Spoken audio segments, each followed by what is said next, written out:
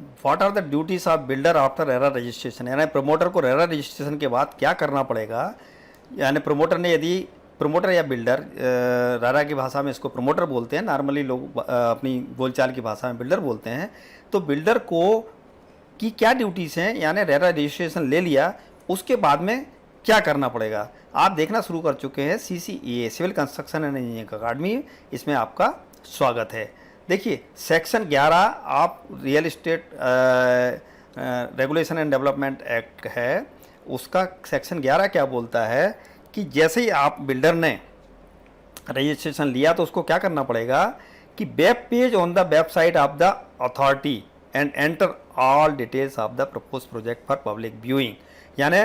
Web page बनाना पड़ेगा website of the authority के ऊपर, और उस वेब पेज के ऊपर क्या डालना पड़ेगा, सारे details, all details of the propose project, जो प्रोजेक्ट बनाने वाला है उसके कंप्लीट डिटेल, और वो किसके लिए है, वो पब्लिक व्यूइंग, यानी जो मर्जी चाहे पब्लिक कोई भी देख सकता है उसको, वो चीज़ छिपी हुई नहीं है ना, कि भाई कोई पर्टिकुलर बंदा ही देख सकता है उसको, any one can see those details. अब वो डिटेल क्या है, जो बिल्डर वेबसाइट पे डालेगा वो डिटेल है, सबसे पहले details of the registration granted by the authority, कि भाई मेरा ये रजिस्ट्रेशन नंबर है, अथॉरिटी ने, अथॉरिटी का मतलब रेरा अथॉरिटी, रेरा अथॉरिटी ने हमें ये रजिस्ट्रेशन नंबर दिया हुआ है। सबसे पहले तो ये डिटेल डालना पड़ेगा। और क्या डालना पड़ेगा भी, quarterly up to date the list of number and types of the apartments और प्लॉट्स, यानी चाहे प्लॉट बना रहा हो चाहे अपार्टमेंट बना रहा हो, एज द केस में भी बुक्ड, यानी कितने नंबर और किस टाइप के अपार्टमेंट या प्लॉट उसने बुक कर लिए हैं उस क्वार्टर में। क्वार्टर का मतलब हुआ तिमाही में, यानी हर 3 महीने के अंदर सॉरी कितने प्लॉट या कितने अपार्टमेंट्स या यूनिट्स बुक हुए हैं वो भी जानकारी उसमें डालना पड़ेगी वेबसाइट पे, जो कोई भी देख सकता है। और क्या जानकारी देनी पड़ेगी,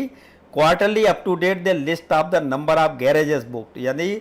आपकी गैरेजेस हैं जो यदि बनाई हैं उस प्रोजेक्ट के अंदर है तो कितनी तिमाही में बुक हुई हैं उनकी भी जानकारी देनी पड़ेगी। क्योंकि बिल्डर पहले क्या होता था कि भाई कहेंगे कि भाई हमारे पास तो सिर्फ 2 ही फ्लैट बचे हैं, आपको लेना हो तो लो, नहीं लेना हो तो हम दूसरे, चाहे भले से बचे हों 50, तो पहले इस तरह से होता था। लेकिन अब ये सारी जानकारी सार्वजनिक रूप से पब्लिकली उस वेबसाइट के ऊपर, रेरा की वेबसाइट के ऊपर बिल्डर को डालनी पड़ेगी रेरा रजिस्टर्ड प्रोजेक्ट के लिए। और चौथा क्या है, डी में, quarterly up to date the list of approvals taken and the approvals which are pending subsequent to the commencement certificate, यानी कौन कौन से अप्रूवल्स या सैंक्शंस उसने ले लिए हैं और कौन कौन से सैंक्शंस उसके पेंडिंग हैं उस पर्टिकुलर तिमाही में, वो भी उसमें वेबसाइट के ऊपर लिख के डालना पड़ेगा, जिसको क्वार्टरली प्रोग्रेस रिपोर्ट बोलते हैं, QPR बोलते हैं। इसके बाद में 5वां फंक्शन रहेगा उसका, quarterly up to date status of the project, यानी क्या प्रोजेक्ट की क्या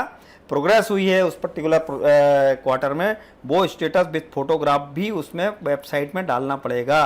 and such other information and documents may be specified by the regulations made by the authority, यानी अथॉरिटी जो भी इंफॉर्मेशन और डॉक्यूमेंट कहेगी एज पर द रेगुलेशंस, वो भी बिल्डर को या प्रमोटर को वेबसाइट के ऊपर डालना पड़ेगा। हर तिमाही में, हर 3 महीने के बाद में उसको अपडेट करना पड़ेगा। तो ये जानकारी थी कि आप चाहें तो रेरा की वेबसाइट पे किसी पर्टिकुलर प्रोजेक्ट के बारे में कितने यूनिट्स बुक हुए हैं, कितनी गैराज या पार्किंग बुक हुई हैं, कितनी यूनिट्स बचे हुए हैं, क्या प्रोग्रेस हुई है, क्या उसके फोटोग्राफ्स हैं, ये सारी जानकारी आप रेरा की वेबसाइट पे क्वार्टरली अप टू डेट ले सकते हैं किसी भी प्रोजेक्ट, रेरा रजिस्टर्ड प्रोजेक्ट के बारे में। तो ये जानकारी आशा है आपको बहुत पसंद आई होगी और काम की भी लगी हुई होगी। यदि आपको काम की लगी हो और इसी तरह की और जानकारी चाहते हैं तो आप कमेंट बॉक्स में जाके कमेंट करें और इस वीडियो को लाइक, शेयर और सब्सक्राइब जरूर करें। बहुत बहुत धन्यवाद।